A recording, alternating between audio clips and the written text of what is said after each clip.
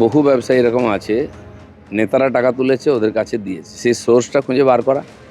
সাধারণ মানুষ অনেকে জানেন, পুলিশ তো জানেই, ধীরে ধীরে পৌঁছবে হাত আস্তে আস্তে সারা পশ্চিমবঙ্গ জুড়ে। এই যে সরকারি হাজার হাজার কোটি টাকা এসেছে কেন্দ্র থেকে, তার কোনো হিসাব নেই, তার কোনো খরচের কোথায় খরচা হলো কেউ জানে না।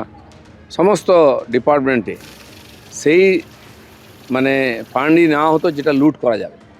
নাহলে আমাদের পঞ্চায়েত বিভাগেও বহু ফান্ড আছে, তার কাজ করে হিসাব দিতে হবে বলে সে ফান্ডই নেওয়া হতো না, হাজার হাজার কোটি টাকা নিত না। কারণ কি, তা লুটতে পারবে না। সাধারণ মানুষের কাছে টাকাটা যাক সে চিন্তা ছিল না।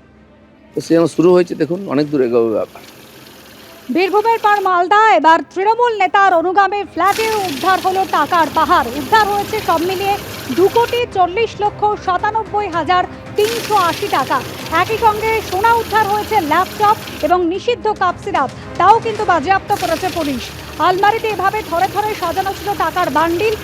একেবারে সেই টাকা গোনার কাজ চলেছে গতকাল সারা রাত ধরে।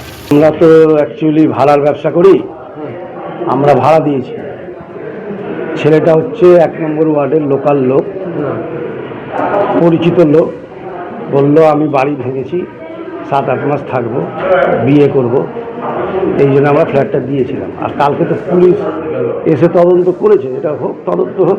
পুলিশ যেটা যদি অন্যায় করে থাকে নিশ্চয়ই শাস্তি পাবে। কত টাকা করে ভাড়া নিতে আমাদের 9,000 টাকা। তৃণমূল তো করতে হবে। হ্যাঁ, তার আগে কি পোস্ট ছিল 98 সময়? দল যখন ক্ষমতায় ছিল না তখন আমি ব্লক প্রেসিডেন্ট ছিলাম। দল ক্ষমতায় আসার পরে আমার কোনো দায়িত্ব ছিল না দলে। একদিকে যখন বীরভূমের টুলু মণ্ডলের সম্পত্তির তালিকা ক্রমেই দীর্ঘ হচ্ছে, আরও টাকার হদিশ পাওয়া যাচ্ছে, আর তারই মধ্যে এবার মালদাতেও ফের জকের ধনের হদিশ। মালদার মঙ্গলবাড়ির ছবি আপনাদের সামনে রেখেছি। ভাড়া বাড়ির ফ্ল্যাট থেকে উদ্ধার হয়েছে কোটি কোটি টাকা।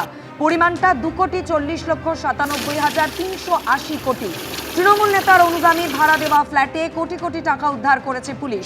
বাজেয়াপ্ত করা হয়েছে সোনা, ল্যাপটপ, নিষিদ্ধ কাপ সিরাপ।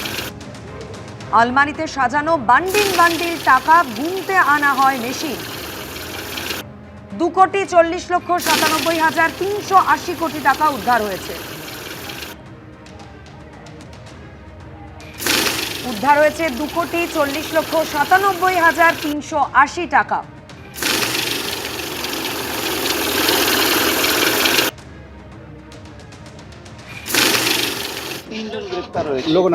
কত টাকা পেলেন? 2,40,00,000 মতো। মূলত কি অভিযোগের তদন্তে এসেছে? এখন পর্যন্ত সিজার কি আছে? সিজারে যে টাকা আছে, কিছু গোল্ড আছে, পেন্সিল আছে, এগুলো আছে। যেভাবে বিভিন্ন জায়গা থেকে কোটি কোটি টাকা উদ্ধার হচ্ছে, তদন্ত এগিয়ে নিয়ে গেলে আরও এরকম নতুন তথ্য পাওয়া যাবে বলছেন রাজ্যের পঞ্চায়েত মন্ত্রী দিলীপ ঘোষ। এবিপি আনন্দ, এগিয়ে থাকে, এগিয়ে রাখে।